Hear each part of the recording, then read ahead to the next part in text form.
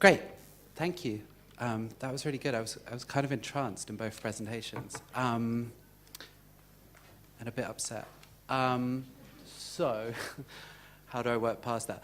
I guess I think I just want to ask one question, because we went a little bit over time, and then invite some other people to comment, and then open up to the floor. But one of the questions that kind of struck me is I was just kind of turning over in my head how there are many artists in this moment that are deploying kind of divergent tactics in this kind of space online, and whether that be through a kind of like chimera-like performance on social media, or the kind of aggressive emulation of existing corporations' tactics in terms of accumulating data. And one of the things that I think that is definitely divergent between both of your works is where you kind of begin to situate the self, and where you place value within that, and also kind of where you begin to draw ethical lines. And I just kind of wanted you to respond, particularly Erica, in your work. In the presentation you gave, it was very contingent on theory and explaining the process. But in your work, it's like you're going through a process where you're trying to understand, you're projecting yourself. It's not some like performance. And I just wondered if you could express some of the like emotional state in relationship to that, whether it be anxiety, pleasure, or whatever. And then maybe if you could comment a little bit in terms of, again, that's quite clinical take on what is essentially mass exploitation. Yeah, I mean, I think that's a good comparison to make, I guess, because what I really liked in Sebastian's presentation was this focus on kind of self-improvement and self-optimization, which is basically about increasing efficiency. And this, which is, again, linked to the idea of kind of high performance and performance, and that you can make it, you know, endlessly better and better, and therefore then there'll be more time for what exactly? So it's something I've thought about a lot, like what happens when all of that runs out? But there's this sense that, but we must be getting better all the time because there's some kind of race that we're all in that we don't really know what. But that sense of that kind of anxiety that this creates is something which I try to play out in my work, but rather than through, or rather, I try to kind of see how that plays out particularly on me, so that there's that sense of kind of trying to embody and kind of make that visible within myself, not particularly because I find myself interesting or something, but first of all, I'm at hand, and there's this sense of an immediacy to it. But also just to reflect back to what I was saying on the sense of the observer effect and being kind of fully implicated in the systems that we are observing, and sometimes trying to challenge as well, or kind of resist, maybe, that's a bit of a strong word, but do you see what I mean, that sense of like that there is no position from which to say, oh, look at all of this stuff that's going on out there. It's all very much, you know, it starts from where we're standing. So in some sense, like everything we make is a kind of self-portrait, or on how we see things, which again, I would reflect back to the idea of the algorithm not being neutral and not being objective, and then not being somewhere that you can stand to get this kind of God's eye view of, you know, this is definitely how things are. This has value, this hasn't. So, yeah, maybe that's a bit of a long-winded way of putting it, but certainly that sense of self-betterment and self-improvement is something that, even the idea of writing a diary, that's very much part of a kind of like, you know, to become a better person or more efficient, you know, write a journal every day, or, you know, get therapy. So all of these things kind of play into, again, this idea where we could almost become like machines, you know, if only we could get to the point where we didn't have any stresses and anxieties and, you know, bullshit memories or something, then we would be really, you know, high performance. Okay, so what was the term you used? Clinical take, or? I guess that the kind of, because I didn't know, even the conversation that we had earlier, I didn't know that that was the way in which those pictures were produced. And when you kind of pan through this moment of the person in the box, extended to what amounts to massive exploitation, I mean, upon like doing that research and thinking about it and spending a lot of time with it, like, I mean, how does it make you feel? How does it make me feel? Yeah. Of course, on one hand, it's kind of depressing to see this, but on the basically it is really depressing, but on the other hand, I think it's a really powerful tool, which when we use it is actually something really nice to understand something about ourselves as a collective or as a society. So to me, the problem is more who does it belong to and how is it being used, like in an exploitative way or in a like liberating or helpful way, maybe. Yeah. Yeah. Okay. So I wanted to invite two people to kind of respond on this subject, who are sat in the front, which is Anne Helmond, who's a researcher from the University of Amsterdam and a participant of the Data Point panel earlier. So if you have any comments or questions.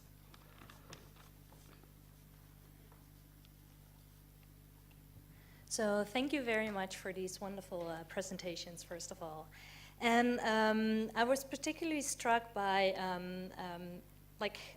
Joseph Davis describes when he talks about self-commodification, about two types of self-commodification, which I think we both saw here in the presented project. So the first one he says is self-understanding is mediated by the consumptions of goods and images. And I think that really comes out in like the Amazon Popular Highlights projects, where we kind of can be seen to understand society maybe through the popular highlights that are being produced. So like by the consumption of goods and images, it's not only about self-commodification, but maybe also about understanding society at large, if you will.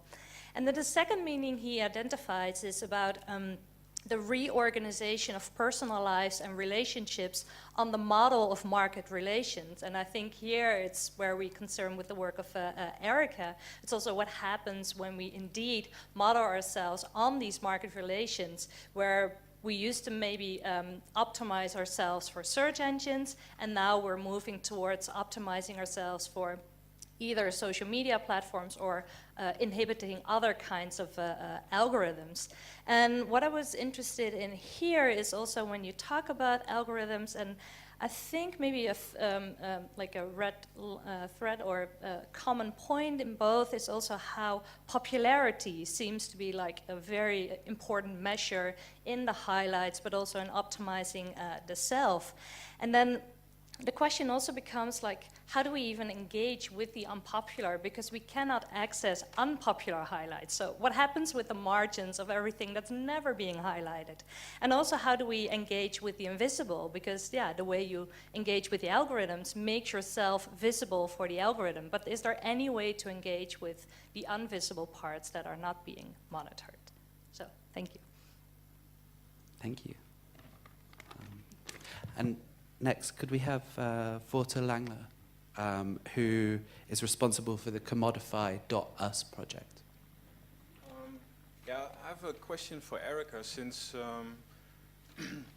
I imagine that through the use of certain social media platforms, you at some point started realizing its potential for, or kind of subverting it into creative material or artistic material. And I was wondering how that stands now for you. Like, are your profiles still also your personal profiles, or are you purely using them for putting forward your works, basically? And also, for example, in the Winning project, how do you experience the audience reception in relation to, for example, a traditional white cube gallery setting? Again, for the Winning project, like, where does the audience response start? Like, does it already start when indeed you start putting out likes on random crap, as you put it, online? And is that already part of the work for you in your experience? And how do you bring this back, for example, again to a traditional gallery setting, or you don't at all? Or that's I was wondering about that. Yeah, I mean, I think what you just asked there is, in many ways, the thing that I'm really interested in is, well, a couple of things. It's like, where do you put the frame? You know, if this is about a performance of some description, is there a point at which you can say, this is definitely not work. This is, this is life, and it's completely separate. And I guess in many ways, the way that I see that the world that we're living in now is that it becomes really difficult to tell that apart. because of the fact that we've got, you know, social media, we're so integrated into these profiles and into these networks in so many ways that it becomes almost impossible to say, you know, well, this is definitely private and is not part of the work, this is not part of the performance. And at the same time, then it becomes really difficult to say, where does the work end? And a corollary to that is, I would say, the difficult question becomes, where is the value in the work? Where are we saying that, you know, this is art because ...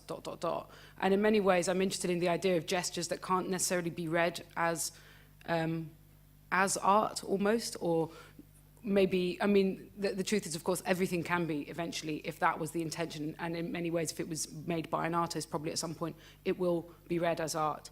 And then to answer your second question, I mean, something like the Winning Project, it doesn't necessarily take form in a traditional white cube. I mean, a lot of what I actually do, if you go and see my exhibitions or whatever, is videos, really, and images, you know.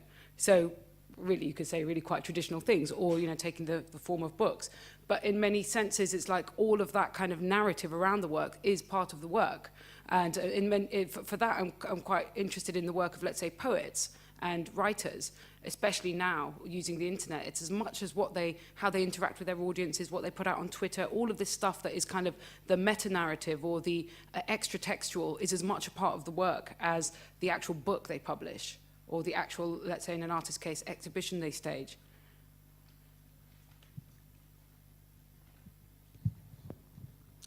So shall we open for questions?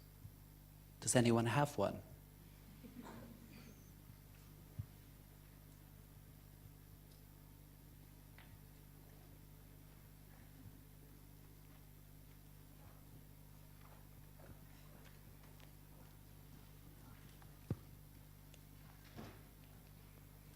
I was just wondering if you could address the ethical nature of it, and do you draw a line at anything?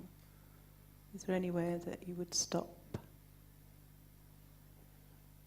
with your sourcing of data and your use of your own data? Is that a question for both? Where's your ethical line? Yeah, where's the ethical line? So yeah, first of all, the books, we do sell them, so we actually take data and sell it, but we do not make any profit from it. It's like cost price. So I always try to be like, not the artist is here and the people who provide the data, the material I work with are over there, but to be like one, or to be like a, how do you say in English, like to be, I don't know the English expression right now, but like a sympathy, to have a sympathy. So that's, I think, the best moral position, that you can't really hurt anybody if you do have like a sympathy with them. At least I try to work in that way. I think this relates to the previous question as well, and something I actually really wanted to say, so it's great you asked, is that, you know, and relating to, sorry, I can't remember your name, your question or your intervention was the sense of like what lies outside and what isn't visible and what is hidden. And I think in many ways that's actually, maybe it's what is hidden that has got value, or maybe there is a certain line at which you draw, and it's that thing, maybe that part that you hold back that has got a certain value, and that's something I'm quite interested in at the moment. And particularly, again, with a kind of ethical line that you draw, this is something I really called into question with myself, with starting a relationship and being very close to somebody.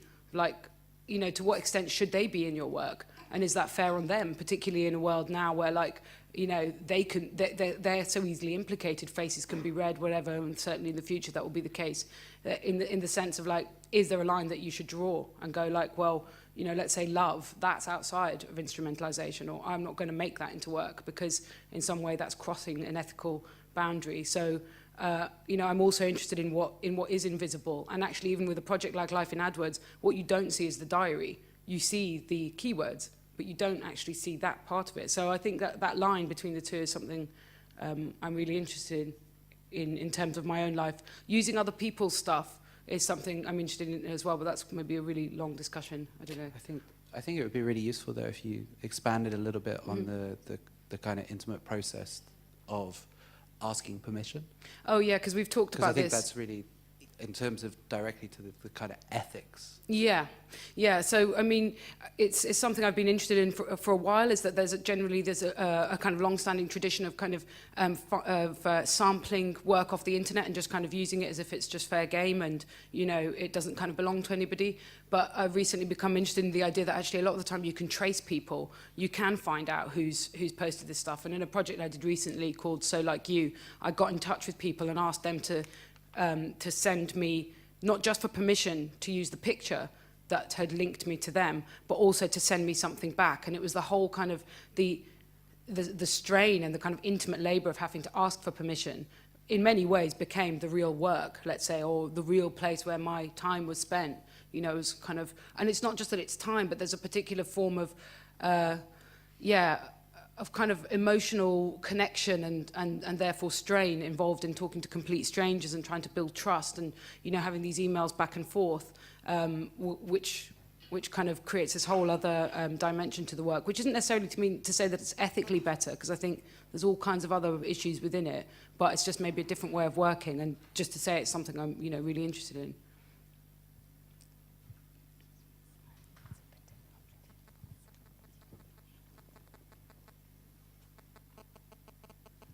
Where's the microphone?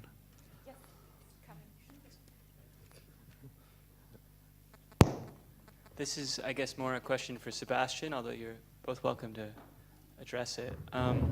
So, you know, the algorithm you made for de-optimizing that video has a really nice effect. And you sort of mentioned it as like a kind of a critique of optimization or a certain kind of like cultural trend.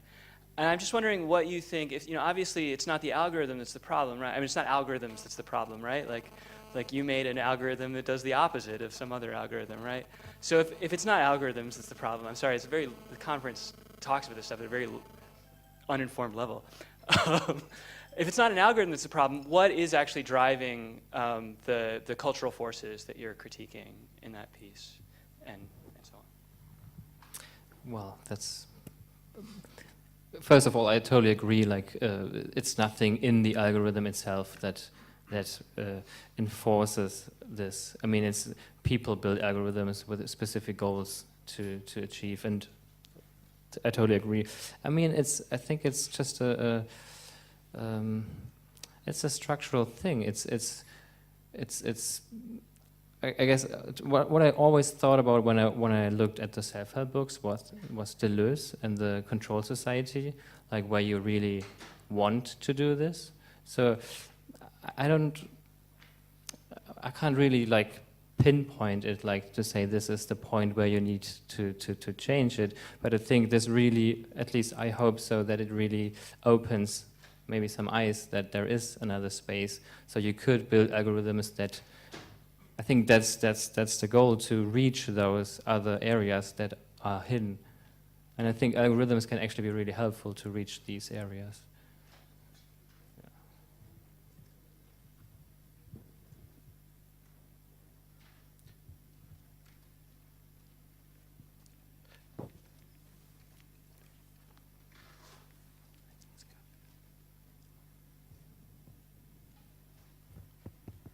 Hello.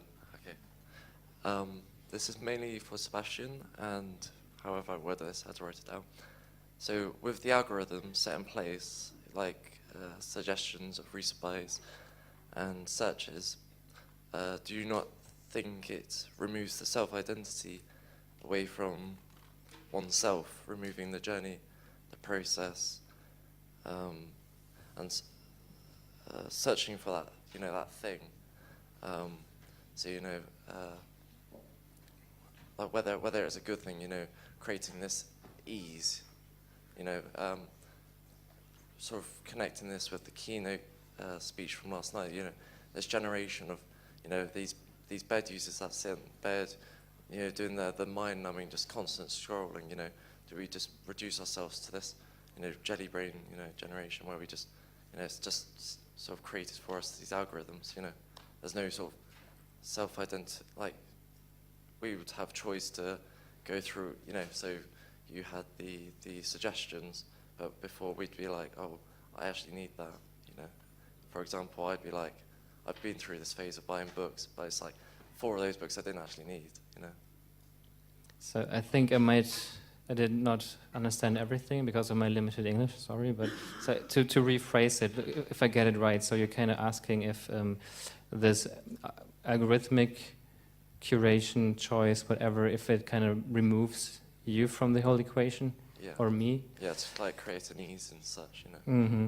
Yeah, well, of course, on one hand, it does it. Like, it's always fast enough to present you something when you are just bored for 1 second, or when you're looking for something. It's always ready to present you something. But still, I can only repeat that I think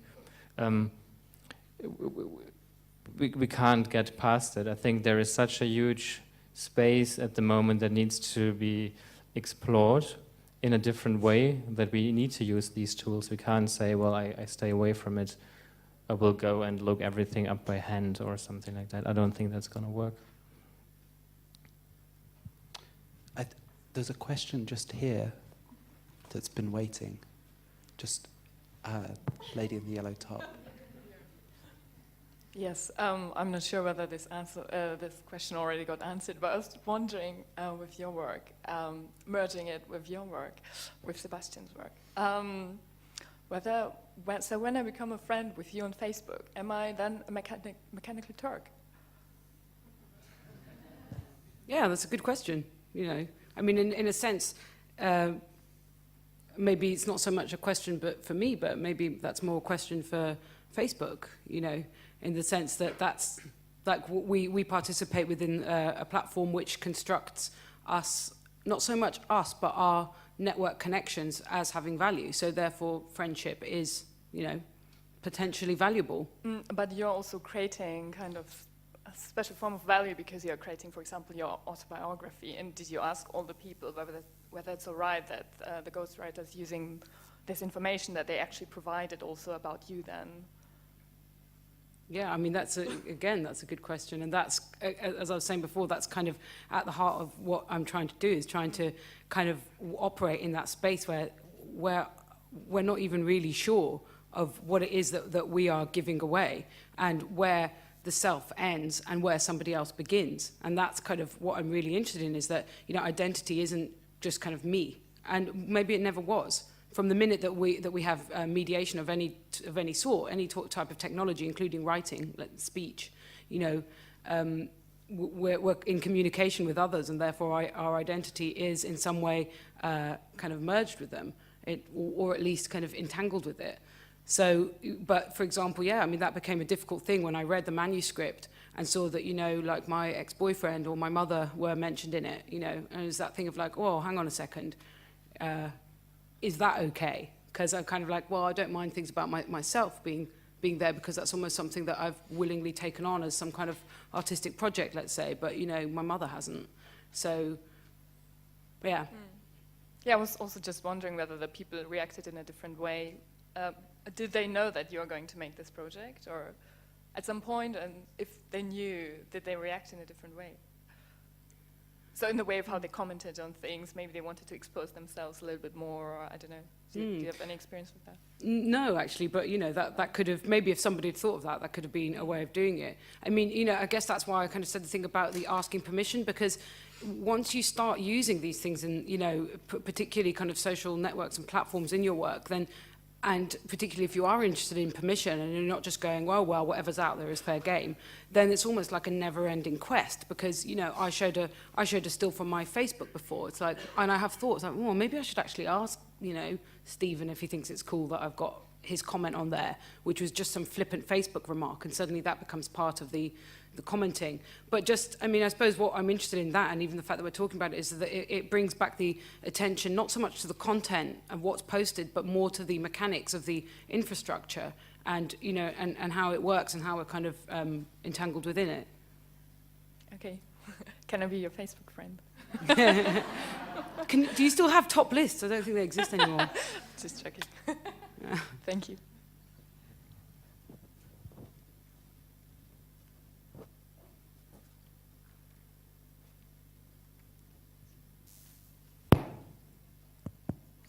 Thank you both for that. Definitely both your works are two of my favourite that are in the exhibition. I'd like to pick up on something you said, Erica, that it's a privilege to be read by a person, and that sort of all of the rest of us are just getting read by some form of software, and that it sort of made me think about the fact that people conflate like mass literacy with participation in a nation state or in society. So it's almost that how we're being read equates to some level of communitas. But I thought more interesting than that might be the way that somebody is read when they have their tarot read, that it's not really the person reading them, it's the fact that there's a system set up that lets the person read themselves. So I was just wondering if there was like maybe something in these other ways that people have been read by frameworks, might even be a better way to put it than a system, that resonates with your work. I'm not sure I fully understood the question, but maybe that's because it's a really good one and I have to sit and really think about it. Can you just explain a bit what you mean by communitas? Well, just a sense that somehow you are participating in this thing, and that, you know, there's, like you say, we're part of an aggregate if you're in a data set, but that's probably a tangent. I'm more interested in what you think about being read by a framework.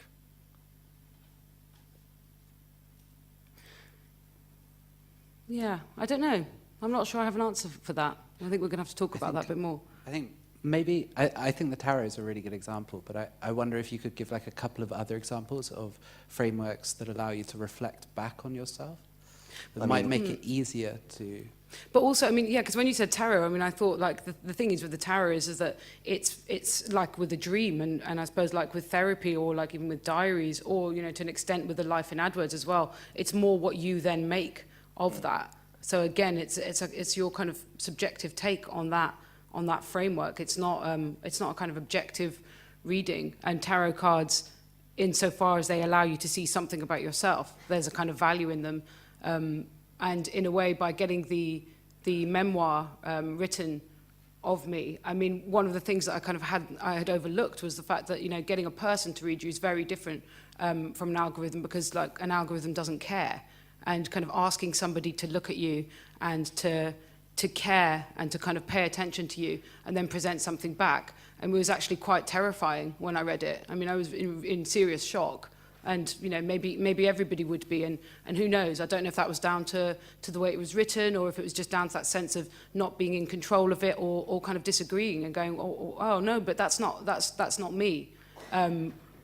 Or if that was just my wanting to control that image. And but that sense of kind of like of terror and of like not knowing yourself was or kind of trying to make sense of what somebody else had made of you was something that was a really kind of shocking part of doing it that I just hadn't anticipated. I don't think that answers your question, but that's kind of what's coming to mind. No, I think it's maybe getting there. It's just that, you know, if all of us are not going to be fortunate enough to be read by people in the future, if all we have to look forward to is being parsed by systems, is there maybe some sort of middle ground that we can get to that relationship with the rules that read us, as they read us now, in the same way that the rules that come up and place the tarot cards in sequence also enable a sort of a holistic reflection on who you are with respect to that system. And I mean, just the idea of a kind of holistic reading in many ways, that the predictive text piece that I did, I was really interested in that sense of like, it's like they're trying to capture kind of you know, the platforms, the algorithms working in conjunction with each other, all of your messages and, you know, relationships and back and forth writing and whatnot. It's like trying to capture, you know, who you are, what is you. And in a way, just try, you know, if you do a little bit of predictive text, there's almost a sense of like an in-between point, because it's a personalized reading of you. And which again returns to ideas of like a soul or something that I don't know. Is there some kind of soul that they're trying to like get to and read and bring back to you? And yes, it's a mass. It's still a tool, but it feels quite personal. So I don't know. It's not exactly middle ground, but there's something in there, I think.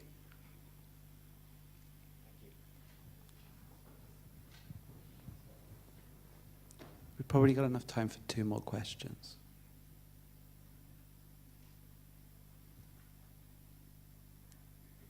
No questions? Maybe, should we, it's the end? We've changed the schedule. Could I, maybe, I just wanted to say something that might be totally crazy and divergent. But there's like, I've noticed a lot when we kind of have these conversations about emulation of systems, making them visible, there's this like straying towards like who's going to decide what the ethical line is? Are we all going to get together at the end of transmediale and say, this is the ethical way to make, to have an artistic practice, and the dangers that are obviously inherent within that, but ethics has been like fairly absent for the last 20 years within artistic practice, at least in one art world. But maybe this is a bit weird, but I just wanted to layer on top of what Stephen said in terms of talking about frameworks and saying like, okay, so like Facebook is a framework that potentially allows you to read yourself back in. And the tarot is also a framework that allows you to do this. And the book that you've produced and that whole kind of methodology for having somebody take your data and read it back and produce a book, and then you kind of feel a bit weird about that. And I just wonder, like, what if somebody took your framework and weaponized it? So they lifted data from other people's profiles and they used that to project individuals back at themselves. So imagine that you just get a book in the post and it's a book like this. I just wonder ethically how you'd feel about that.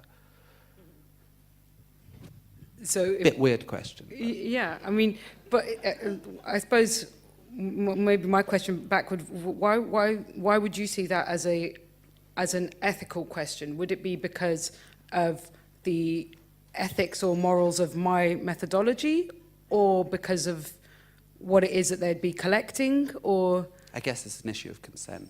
Yeah.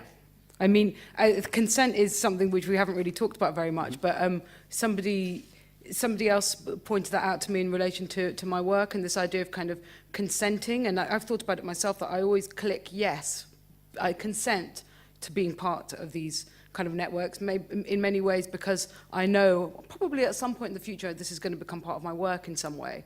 So again, maybe that's a kind of privileged position, because it's like, I can co-opt some of this back and make it into something. I can recuperate the value in a way that a non-artist, can't, and they're just they're just producing stuff. So I suppose in a way, though, the performing of getting somebody to read the data, as I said before, in a way I wanted to draw attention to the sense that like probably definitely, I don't know, everybody is fitting into some profile or other. It's just that maybe we would choose not to see it. So you could even say that ethically it could be a good thing, because if they got this book in the post, because it would be a sense of like, shit, am I putting that stuff out there? Should I be? Oh, hang on a second. Is this the best way I want to be conducting what I make visible or not? Mm-hmm. Thank you. So consent is the ethical line. And affirmation is another word. Thank you, everybody, for coming.